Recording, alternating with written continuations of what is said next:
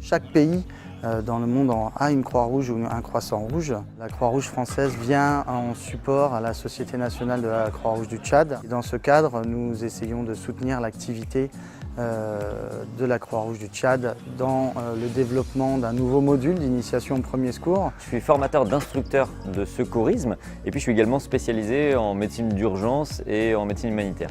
On a mis en place la formation continue des instructeurs, c'est-à-dire des formateurs de la Croix-Rouge du Tchad. Donc le principe était simple, il était de former ces instructeurs qui ensuite, eux, vont redéployer la formation continue des moniteurs.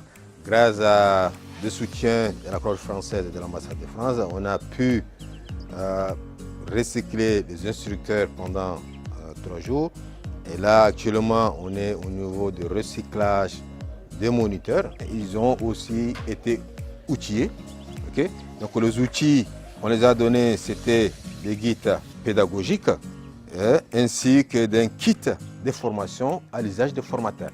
L'idée globale est de développer pour la population et au grand public ainsi que les entreprises ce type d'accès aux premiers secours. On est très conscient qu'au Tchad, le système sanitaire est assez faible.